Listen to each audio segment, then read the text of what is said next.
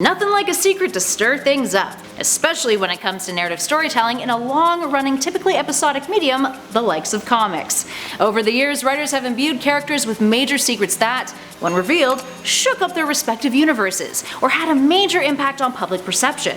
So today we are taking a closer look at a handful of these with our list of the top 10 superhero secrets that changed everything. Be sure to stick around to the end of the video though to let us know what you think of our picks.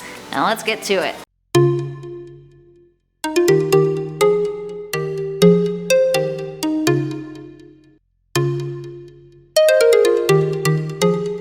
Starting us off in at number 10, Demon in a Bottle. Superheroes are not perfect. That's something that has always been a philosophy of Marvel's, whose characters' Silver Age claim to fame was their nuances and relatability. So when it was revealed that one of their flagship heroes, Iron Man himself, was struggling with addiction, you can imagine how big of a deal that was. Enter Bottle and a Demon, the 1979 9-issue story arc that occurred in the first volume of The Invincible Iron Man. It follows Stark's drinking problem, something he admits to later on and works to fight against, with his addiction making him his own worst enemy.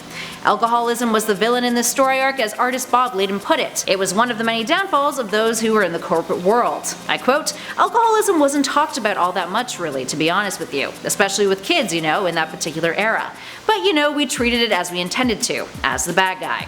Now, despite being a superhero, Tony was still very human, and that is something that is perfectly illustrated in this cover by Layden. Up next at 9, Jason Todd's death. This number is slightly different than most of the others on our list. Rather than focusing specifically on a superhero secret, we're looking at a secret that was eventually revealed concerning that superhero from a publishing standpoint. We're talking about how the phone-in poll that determined whether or not Jason Todd would live was revealed to have been rigged by one guy who had programmed his computer to call in every 90 seconds. No joke. So, for context, when Jason Todd was introduced, he was a carbon copy of Dick Grayson.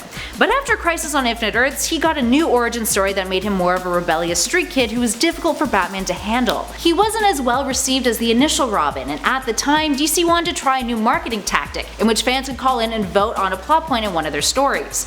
They decided to go big or go home and made that plot point the death of Jason Todd. Now, little did they know that within that 36-hour voting period, out of the 10,614 votes that they received, with a 72 vote margin determining Jason's fate, might I add, one fan had programmed his computer to dial thumbs down every 90 seconds for 8 hours straight, which literally made the difference between Jason surviving or dying. And yeah, spoiler alert, he died, but he came back, so yeah. And it ain't Magneto's kids.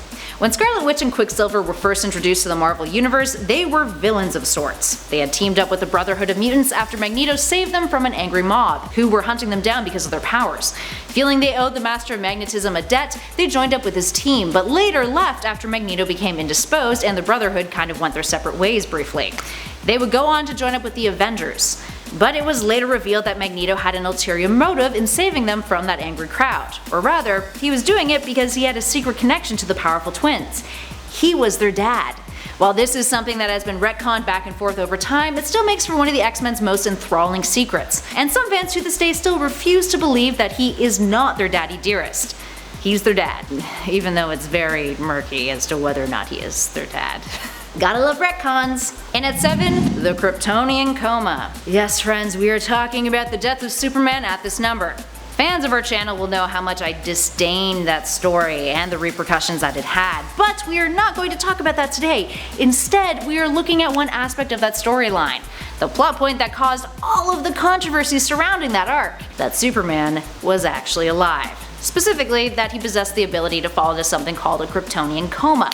Alright, for context, in 1992 DC launched the Death of Superman story arc, in which Doomsday comes to Earth and he and Superman fight, with them essentially killing one another. Superman appeared dead, he had no vital signs, and by human standards, he had pretty much bit the dust for good. The DC Universe went to mourning, there was a funeral, and in his absence multiple imposter Supermen started to emerge and stir up some trouble. But then, it was revealed that Superman was actually alive all along, and that his body had slipped into a Kryptonian coma, which was essentially a way for him to revive himself after being severely hurt.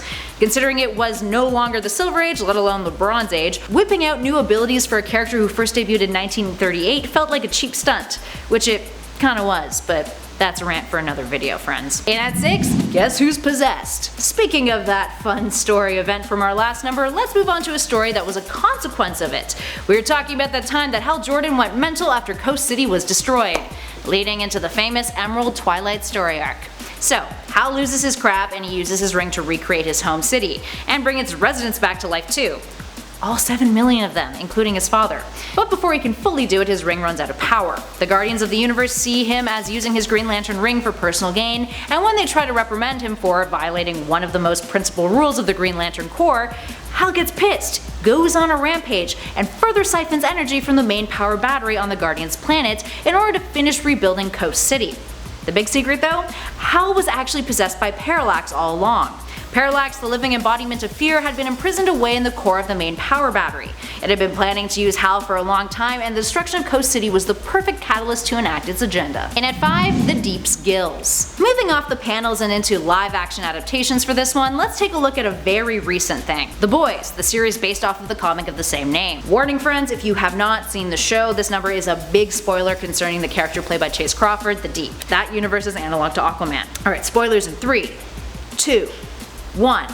Sexual assault and sexual violence is a big part of The Boys. It translates differently in the series. The comic features a group rape of the new member Starlight to the superhero team called the Seven, whereas the series has the character enduring sexual harassment at the hands of the Deep. The Deep, in this Me Too era, is reprimanded, and after a stunt in which he tries to save a dolphin from a SeaWorld equivalent, it flies through his windshield and then is run over by a truck moments after it hits on the hero, who of course can't speak to it. Lulz. He's sent away to a small Midwestern town, and basically loses all of his privileges, all thanks to Starlight speaking out. He then finds himself victimized by a kinky fan who gets him to take off his shirt, something he never does, all to reveal that under his clothes he's got a bunch of gills on his chest, hence why he can breathe underwater. It's his big secret, and it's obviously something he's embarrassed by, but the kinky fan forces herself on him, shoving her hands into his gills, causing him a lot of pain, without his consent. Essentially, he is raped. But bet you didn't realize he had those gills when he first showed up in the show. That's a secret. Moving on. In at 4, Alyssa Yao. Alyssa Yao was a character introduced in the New 52, created by Gail Simone during her run on Batgirl. She was Barbara Gordon's roommate who becomes her best friend, and was accepting of Babs' secretiveness right from the get-go, never pressing her about the mysteries surrounding her crime-fighting agenda, which she didn't realize was a crime-fighting agenda at the time. Barbara would eventually tell her the truth about her vigilante ways after Alyssa had walked in on her standing over unconscious members of Joker's gang. Barbara tells her the truth, which prompts Alyssa to later reveal a secret of her own, that she is transgender. Barbara is accepting and loving, and the two become best buds. This was a pretty big deal. Even though there have been a handful of trans characters in comics over the years, this was a character who was stated explicitly as such, and a character who was represented in a positive light. Eventually, DC would let Alyssa get married to her partner, which was the first ever transgender wedding in comics, something that occurred in the aftermath of the controversy surrounding the publisher denying Batwoman that right with her girlfriend, which caused the creative team to walk from the title, inevitably causing its cancellation shortly thereafter. Up next at 3, Damian Wayne exists. So, there have been plenty of Robins over the years, and as you can see based off of our previous number concerning Jason Todd, their introductions into the DC universe were often a big deal. Damian Wayne is a prime example of that. The son of Bruce and Talia al Ghul, he debuted in Batman issue 655 in a story called Batman and Son, that ripped off of a previous story arc called Son of the Demon. In that initial story, Ra's al Ghul decides that he wants Batman to be his heir, and with his daughter Talia shacking it up with Bruce, it almost makes sense. But it does not happen, because, you know, the whole international terrorist thing.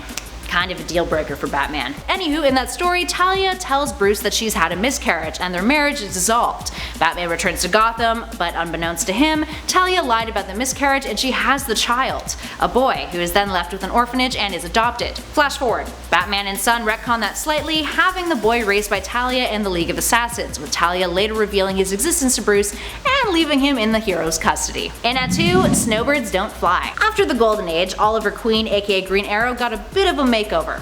Initially, he was a carbon copy of Batman's, wealthy millionaire orphan who used technology and strategic planning to become a vigilante. He even had an arrow cave and an arrow car, along with a young ward named Speedy. But when he was reinvented, he lost all of his money and became a liberal advocate, and started going on adventures with other heroes, most famously in the Green Lantern Green Arrow crossover series. Now during that time, Speedy was neglected a whole lot, and it was revealed in 1971 in an issue of that crossover that Ollie and Hal Jordan discovered Speedy had become the victim of drug addiction. He was now a junkie using heroin, and the story became a famous PSA on drug use and addiction as an indiscriminate illness. And last but not least, in at number 1, Bucky Lives. You surely heard the comic book saying, "No one stays dead except Bucky, Jason Todd, and Uncle Ben." It's something that, for a long time, was known as the Bucky Clause. But then in 2005, Bucky was brought back to life. The character, who had initially been introduced in 1941 as Captain America's child sidekick, had fallen into obscurity alongside Cap after World War II ended in the Golden Age, and was later revealed to have died during a mission at the end of the war. Cap was thrown into the sea and frozen alive, whereas Bucky was presumed dead. He became a symbol of Captain America's fallibility, which made the character more relatable in the Silver Age when he joined up with the Avengers. But, publishing decisions aside, as far as canon is concerned, that wasn't actually what happened. Instead, Bucky didn't die. He was found by a Russian patrol submarine, his body cold preserved, minus his left arm. He was then revived in Moscow, although suffered brain damage and amnesia, and was given a bionic arm, and then turned into the Winter Soldier, a sleeper assassin for the Soviet Union's Department X, programmed to be a ruthless and efficient killer. Eventually, he came face to face with Cap again in 2005, and the story was explosive. Alright, there we have it, friends. What other secrets in the world of comics, either within the stories themselves or the publishing world that dictates them, do you think should have made our list? Which ones shocked you the most, and which ones made the biggest impact on you? Give us a shout in those comments below and share your thoughts and feels. If you dug this video, spread that love, hit that like button, and be sure to subscribe to Top 10 Nerd for more videos just like this one. In the meantime, thanks for watching, friends. I'll catch you all in the next video.